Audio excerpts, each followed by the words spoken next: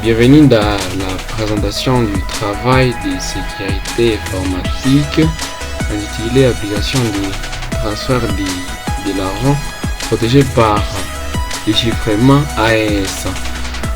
Au sein de cette présentation, nous allons voir un aperçu général sur le chiffrement AES et son implémentation dans un algorithme, et nous allons également voir l'application qu'on a réalisée.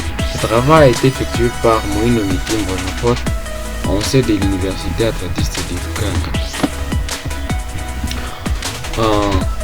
On va parler du chiffrement AES. Le chiffrement AES est un algorithme de chiffrement largement utilisé pour sécuriser les données. Et en Python, AES est souvent utilisé via la bibliothèque PyCryptodon, qui est une implémentation puissante et facile à utiliser de divers algorithmes de chiffrement. Sur ce, on va d'abord parler des chiffrements. C'est quoi les chiffrements? Donc, algorithme de chiffrement symétrique. Les chiffrements symétriques, c'est lorsque on va chiffrer les données avec la même clé. Donc on n'a pas besoin d'une clé de chiffrement et la clé pour déchiffrer. On aura la même clé. Cette même clé sera utilisée pour chiffrer et pour déchiffrer les données. Sur ce, on va parler de quelques concepts liés au chiffrement AES. Principalement, on va parler du clé de chiffrement. C'est quoi un clé de chiffrement? C'est un morceau d'information utilisé pour chiffrer et déchiffrer les données. Pour chiffrer et déchiffrer les données. Dans les chiffrements symétriques, AES, la même clé est utilisée pour les deux opérations. Ça veut dire chiffrer et déchiffrer. AES prend des clés de 128, 192 et 256 bits. Une clé plus longue offre une sécurité accrue. On génère une clé aléatoire avec getRandomByte. C'est la méthode qui va permettre de générer une clé, et ce qui va nous donner une clé de 32 octets. Cela veut dire 256 bits, car un octet est égal à 8 bits. On va parler aussi des modèles de chiffrement. Il existe plusieurs modèles de chiffrement, parmi lesquels on va citer ces clés là. Ce sont des modèles de chiffrement, plutôt des modèles de chiffrement, et on va parler des ECB, CBC, CFB et d'autres. Et ECB est le plus simple mais moins sécurisé, car les mêmes blocs de texte clairs génèrent toujours les mêmes blocs de texte chiffré, tandis que les CBC, chaque bloc de texte est chiffré en fonction du bloc précédent, ce qui améliore la sécurité. Ça veut dire que on va chiffrer les textes suivants sera chiffré par rapport au texte précédent. Et ici on va parler aussi des CFB, OFB, etc. Ce sont d'autres modèles de chiffrement. On va parler également du vecteur d'initialisation. Le vecteur d'initialisation, c'est ce qui permet que, même si on va prendre l'exemple de si on chiffre un mot de passe, par exemple, si on chiffre un mot de passe, par exemple c'est 1 2 3 4, cela va permettre à ce que lorsqu'on va chiffrer, les informations qu'on va voir ne seront pas les mêmes. Donc s'il y a deux personnes qui ont le même mot de passe dans une base de données, l'autre, donc on peut pas dire directement que non, ceci ressemble à ceci, c'est que c'est le même mot de passe. Non, ça va être différent même si c'est le même mot de passe. Certains modes comme CBC nécessitent un vecteur d'initialisation pour rendre les chiffrements plus sécurisés. Le vecteur d'initialisation doit être aléatoire et unique, mais il n'a pas besoin d'être secret. On va parler également du mode de chiffrement CBC. Et on a parlé de plusieurs modes de chiffrement Mais dans notre présentation, on va se spécialiser sur les CBC. Hein. C'est un mode de chiffrement qui peut chiffrer les données de différentes manières. Le mode CBC est un mode courant et qui ajoute une sécurité supplémentaire liée à chaque bloc de texte chiffré au bloc précédent, comme on venait de le dire. Et pourquoi le CBC est sûr? Parce que même si vous chiffrez plusieurs fois le même texte clair avec le même clé, les blocs chiffrés seront différents grâce à l'utilisation des vecteurs d'initialisation. Ça montre encore l'importance du vecteur, hein, du vecteur d'initialisation. On va parler aussi de rembourrage. Le rembourrage est nécessaire lorsque le texte clair n'a pas une longueur qui est une multiple de la taille du bloc de 16. Cela permet de compléter les données pour qu'elles soient compatibles avec l'algorithme. Dans notre exemple, on va utiliser par exemple PAD, c'est la méthode qui va permettre d'ajouter les rembourrages. Et voilà, on sait de notre présentation, nous avons utilisé les technologies pour les backends, on a utilisé Django REST Framework pour Python, et pour les frontends, on a utilisé React et Tailwind CSS. Donc on va passer à la pratique. Nous allons passer à la pratique, et pour la pratique, voici si on a réalisé. Donc on va prendre l'exemple d'abord, on va démontrer comment on l'a implémenté dans notre algorithme. Ici c'est la bibliothèque, donc on va utiliser la bibliothèque PyCrypto pour réaliser ces chiffrements. Et ici on a importé, et après ici on va générer la clé de 256 bits. Donc ça veut dire 32 octets, les 32 octets ici. Et on peut également changer, hein? On peut mettre ici donc on a dit que c'est combien pour 32 bits, et donc c'est 256. Il y en a aussi pour 128, et l'autre on a parlé de combien de, voilà, il y a 128, 192 et 256. Voilà, et voilà, on va parler aussi ici à les vecteurs d'initialisation, les IV. On a déjà vu les rôles du vecteur d'initialisation, et ici on va créer l'objet chiffre et on va l'attribuer la clé et les modes. Ici on a montré les modes parce qu'il y a beaucoup de modes de chiffrement, et on va les donner les paramètres du vecteur d'initialisation et les chiffrements. Ici on va chiffrer avec l'objet, on va chiffrer les données ici, les textes. Après avoir chiffré, on va voir, hein, ici on va voir les résultats, et ici il y a aussi comment décrypter. On va utiliser les rembourrages pour décrypter aussi. Voilà, et sur ce on va voir les résultats. Voici les données qu'on a chiffrées, et lorsqu'on va ramener, on va voir les résultats pour les petits bouts de texte là.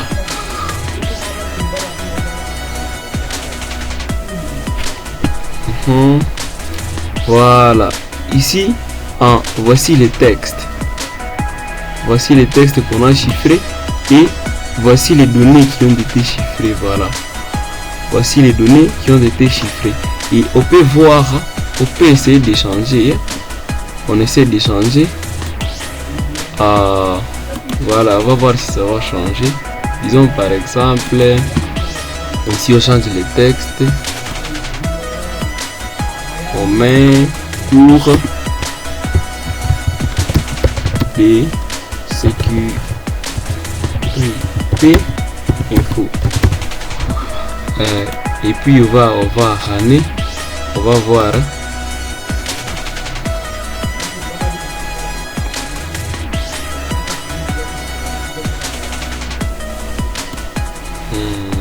prend un peu du temps. Mais c'est un peu comment on va au peut chiffrer l'information. Je sais, au sein de notre application, vu que ça prend beaucoup de lenteur, non, ça venait de passer. Voilà, voici ce qu'on venait de chiffrer.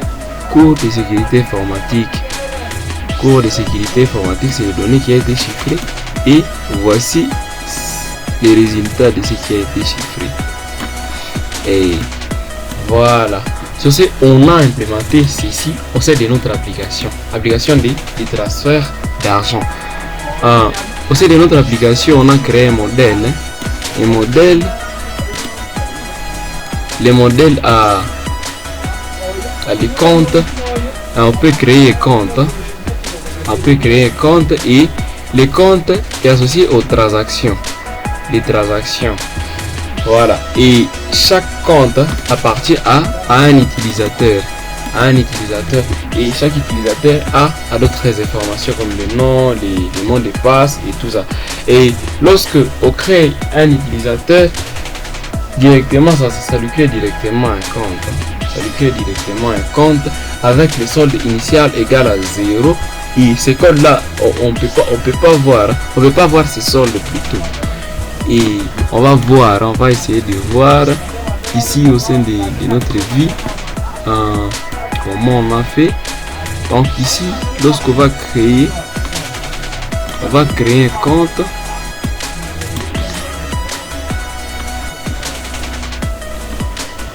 Voilà, lorsqu'on va créer un compte, ça va directement créer un utilisateur.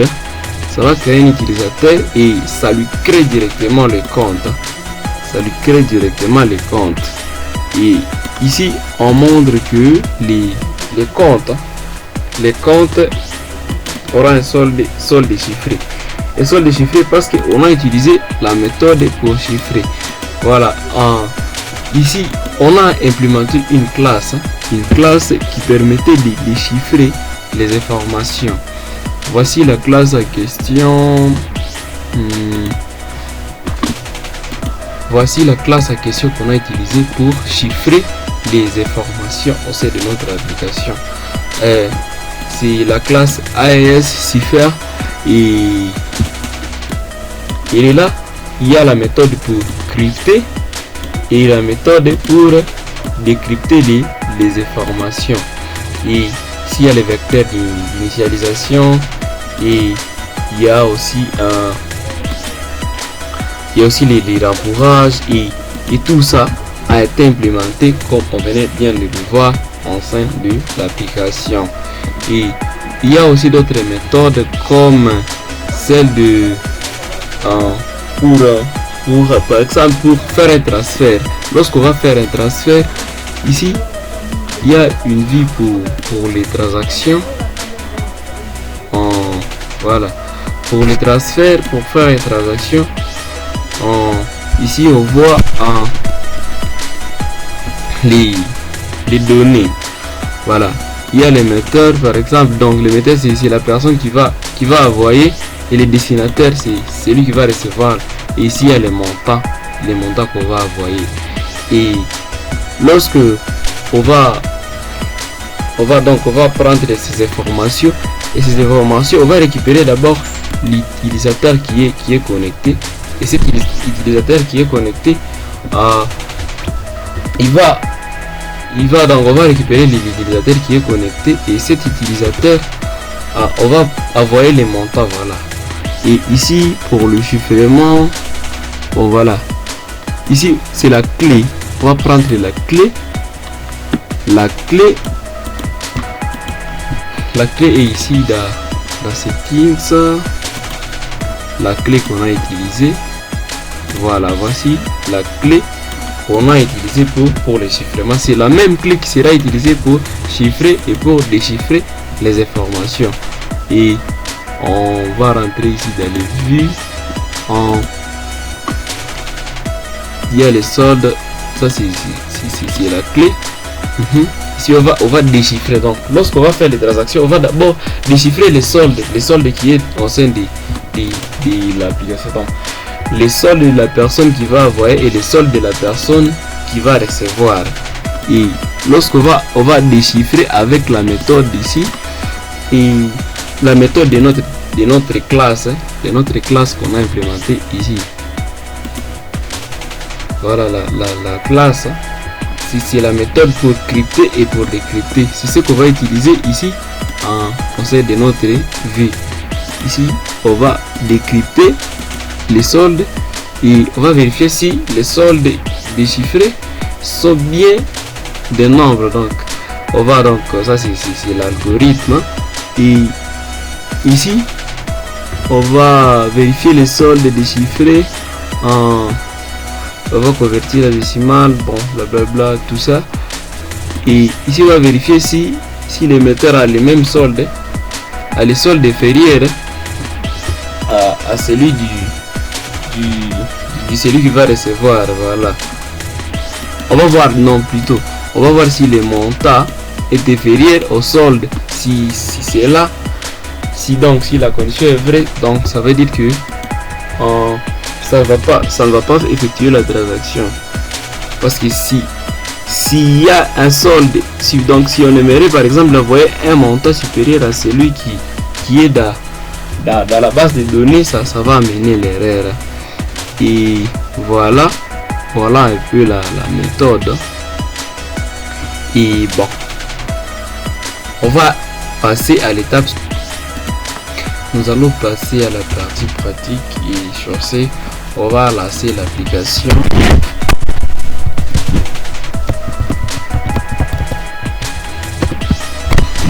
Nous allons lancer l'application et on va voir les interfaces qu'on a réalisées et le peu qu'on a réalisé, donc l'application en général.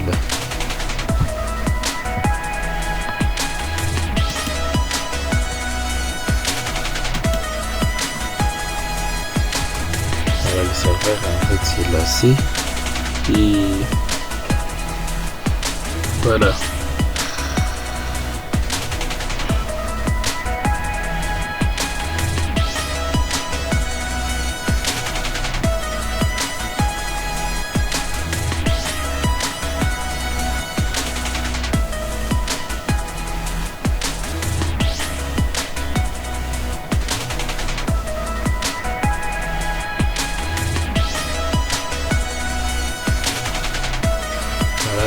Serveur venant du site lancé, et ici voilà, c'est l'application.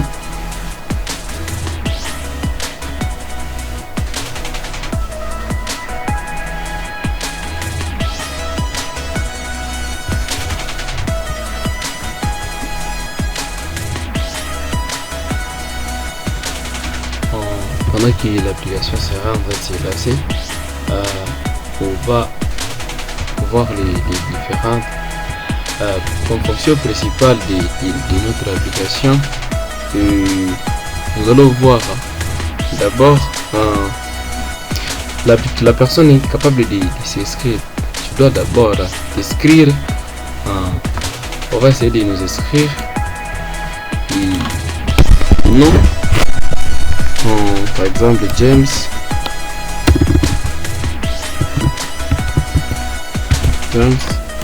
Et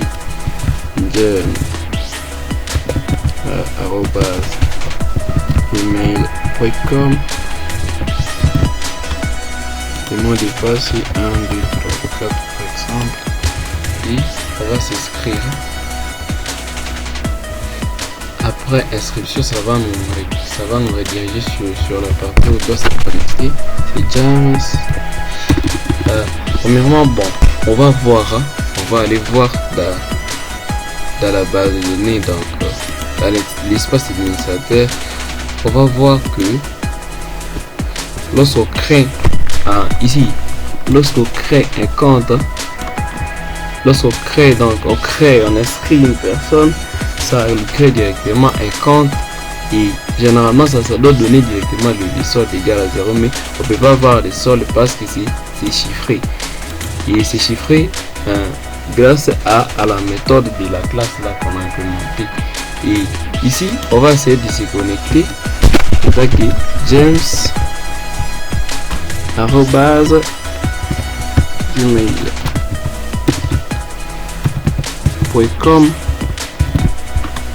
C'est bon, était passé 1, 2, 3, 4.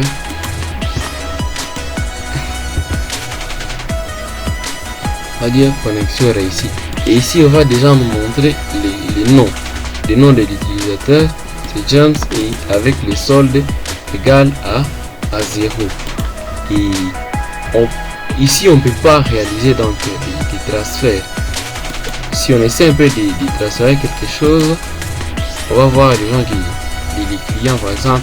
Disons par exemple, si j'aimerais envoyer par exemple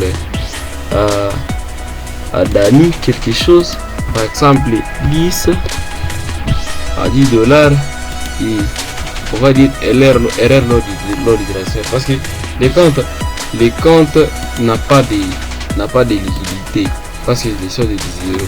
Et on va essayer d'aller voir une personne qui a par exemple une personne qui a de l'argent.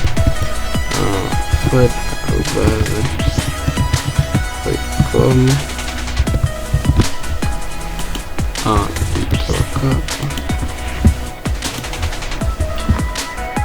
voilà, et on voit que lui il a 93 euros dans son compte. Et sur ce, si on aimerait effectuer un transfert, on va effectuer un transfert vers James, si les comptes que vous venez de créer, et on va lui envoyer $23. Et on va voir d'abord les soldes de 93, et on essaie de transférer à James à $23. Et voilà, transfert effectué avec succès. Et si on aimerait voir les transferts à question, on va venir ici dans l'historique des transactions, et ici on va voir avoir JP, on a envoyé de l'argent. Ici voici le transfert que vous venez d'effectuer, et pour bien voir on peut filtrer les transactions envoyées. Et ici on va voir les transactions que vous venez d'envoyer. Voici les transferts à question, et on peut voir les réceptions. On va voir JP qui a envoyé 100 euros à James, à Frédéric plutôt. Et on va aller se connecter sur notre compte James, parce qu'on a effectué un dépôt. On va se déconnecter et on va se connecter avec James